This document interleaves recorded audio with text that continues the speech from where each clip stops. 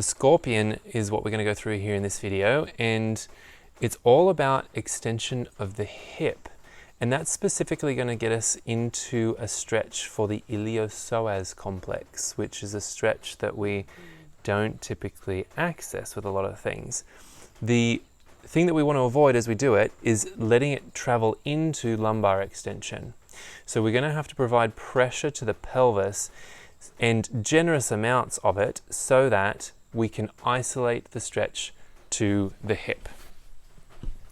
So to set up for it, step over, reach for the leg on the opposite side to you, and then the setup of this arm is important. So you want to be wrapping in front of the tibia to take a grip on the outside of the thigh, but then have the foot wrap around your arm so that you can control the movement of the lower limb. Okay? If you have the lower limb floating free, number one, it can kick you in the face, but also number two, it's a little bit of an uncontrolled stretch. Okay? Try to get your warrior foot really close to the knee. That's going to give you the best leverage point, because this is going to be a little bit of work. Okay? Once you've got your grip, then you come up to the pelvis, to the hip, and you're going to be applying pressure to glute max that also drives the pelvis down into the ground. Okay? Once you've got that, then what you do is you push into your grounded foot, leverage the knee off the ground, and as you do, think about adding more weight to your stabilizing hand in the glutes. Okay? That way, it becomes a little bit more about leverage than it does about strength.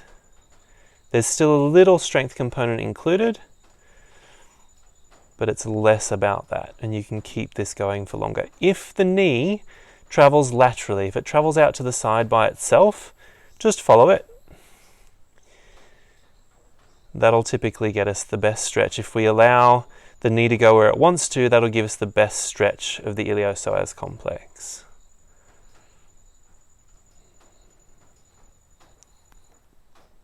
And then we can slowly release that. Did a little bit of that come into your lumbar region? No. No, it was good? Yeah, I liked it. Good. Very much. We'll do it again then in that case. So you've got to be generous with that weight at the hip. Press into your grounded foot and leverage the knee up. You'll experience the resistance of the stretch, number one. That's going to be a bit of feedback for you as you go. But also, if you end up going a little bit too far, typically the glutes will contract a little bit, and that'll be your signal to pause there or back off a little bit.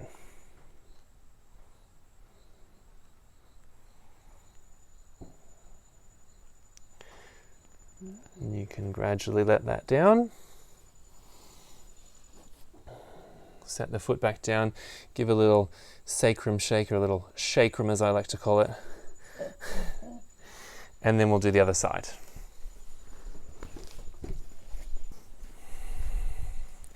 Once you're at the other side, go through, get yourself set up with your grip primarily. So you want your forearm to travel around in front of the tibia, take a grip of the outside edge of the thigh, and then you're able then to hook the heel around your shoulder. That gives you control of the leg. Your warrior foot, your grounded foot, comes close to the knee, and your fulcrum hand, or the hand that creates the pivot point at the pelvis, comes to the glutes, superiorly on the glutes, but not so superiorly as to get to the iliac crest. You want to be just inferior to the iliac crest with your pressure, and that'll give you the best chance to keep the pelvis still. And then you leverage the knee up off the ground. That's gone into it a bit. Has it? Yeah. That's interesting, because I feel like this leg has a lot more range in hip extension. It feels like it's going more. So I'm going to release that a little bit. That came up into the low back. So then what I'm going to do is I'm going to come down a little bit more inferiorly with my pressure. Yeah. That keeps it locked down.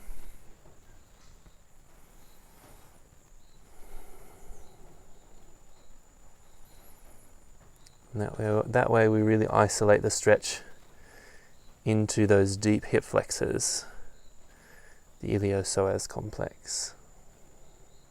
Mm. And we can do that again. Set the leg down. I'm going to re-establish my grip because it slipped just a little bit. Re-establish, because we're in the tropics. Re-establish that grounding hand on the pelvis. Don't let the hips move.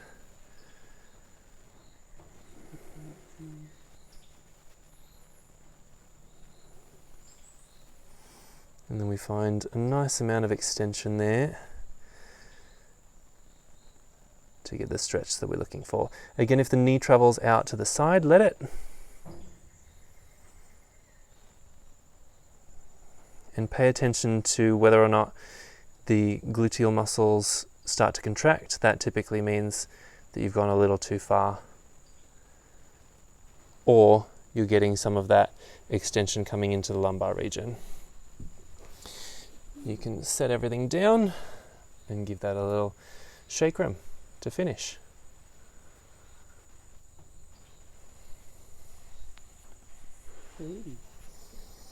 Have a go at that, and any questions, you know where to find us.